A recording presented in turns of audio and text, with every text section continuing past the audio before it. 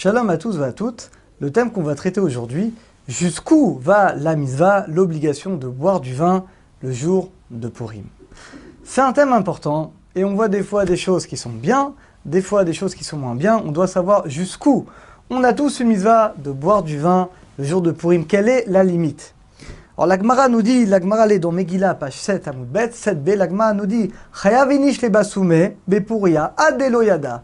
Un homme a l'obligation de s'embaumer, de s'enivrer le jour de Purim, à tel point qu'il ne doit plus faire la différence entre Arur Haman et Baruch Mordechai. Il ne doit plus faire la différence entre maudit soit Haman et béni soit Mordechai.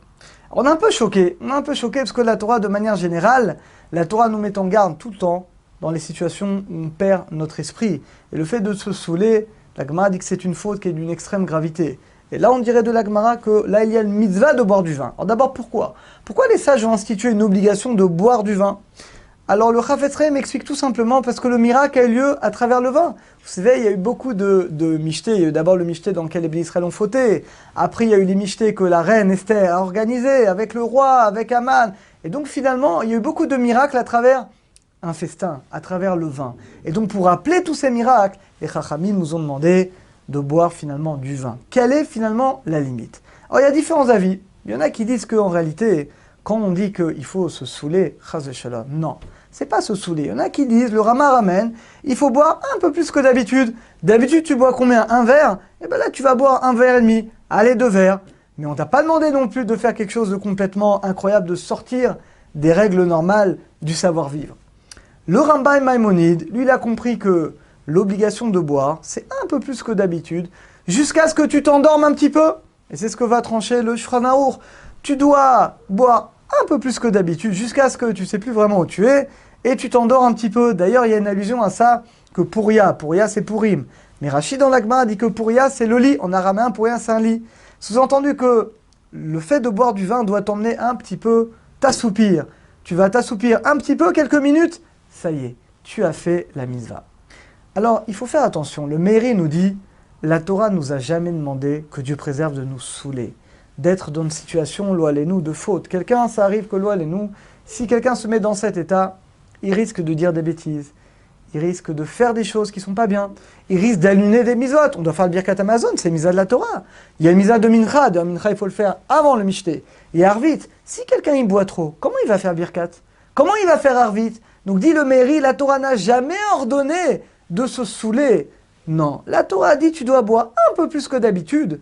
Maintenant, nous dit le Meiri, si quelqu'un se connaît et il sait qu'il ne tient pas l'alcool, et s'il boit trop de vin, il risque d'avoir des mots déplacés, il risque de mal se conduire, il risque de rater le birkat, de ne pas faire avis. Dans ce cas, lui, il ne doit pas boire. C'est-à-dire que vraiment, ça doit être mesuré. On doit faire attention. C'est une simcha de mitzvah, dit le Meiri. On doit boire pour Hachem, pour se renforcer dans l'Emouna. Mais si le verre de vin, il ne va pas te rapprocher d'Hachem, il va te rapprocher que Dieu préserve d'Averot, de choses qui ne sont pas bien. Et des fois, on voit des choses qui ne sont pas belles. Ça, ce n'est pas la joie de la mitzvah. Donc il faut faire très attention. Oui, il y a une mitzvah de boire, mais avec mesure et d'être sûr que tu es maître de toi à 100% de ce que tu fais. Il y a une histoire dans la Gemara qui est assez incroyable. Rabba, il a invité Rabbi Zera, donc 2 grands Amoraïm de l'époque de la Gemara. Il a invité le jour de Purim. Et je ne sais pas ce qu'ils ont fait exactement. La Gemara dit que Rabba, il a tué, ou shachat, il a fait la shrita à Rabbi Zera.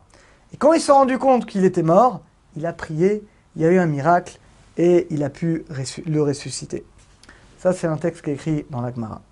Alors d'abord, il faut savoir que, d'après ceux qui prennent cette histoire au sens littéral, tous les rabbanim qui sont écrits dans la Gemara, dit le Harizal, avaient le pouvoir de faire Triyat Emetim, de faire revivre des morts. Donc effectivement, ces rabbanim étaient capables, avaient ces pouvoirs-là.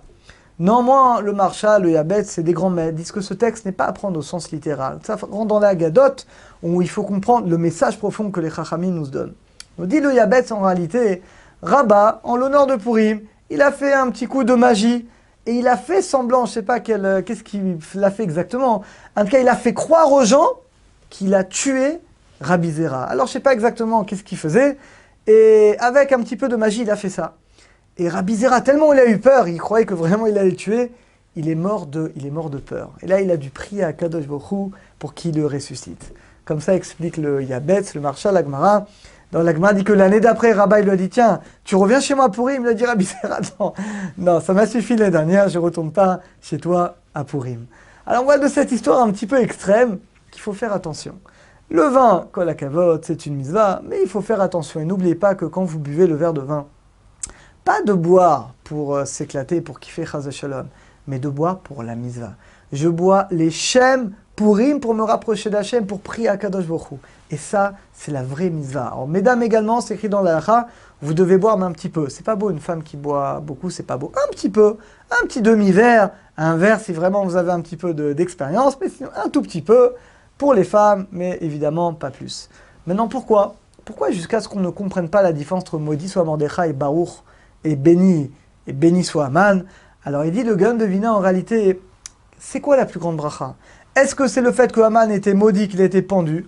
Ou non, c'est le fait que Mordechai est devenu le vice-roi et que Hachem l'a élevé finalement et qu'il a pu sauver le clan d'Israël? Alors finalement, on doit boire pour que pour nous, on ne voit plus la différence. Qu'est-ce qui est mieux? Que le bien soit bien ou que le mal est mal et que le mal est détruit? Alors je vous laisse sur cette question, je vous laisse réfléchir à cette question. En tout cas, qu'Hachem nous aide à atteindre ce niveau d'Emouna le jour de Purim pour qu'on arrive vraiment à cette conscience que tout vient d'Hachem. Aussi bien la victoire du bien que la destruction du mal, tout vient d'Hachem. Qu'est-ce qui est le plus important? Je ne sais pas. Alors qu'Hachem nous aide, Bezat Hachem, à atteindre ce niveau d'Emouna et qu'on voit et qu'on vive surtout cette réalité que pour nous, il n'y a pas de différence entre Baruch Mordechai et Arur Haman. Chag Sameach à tous.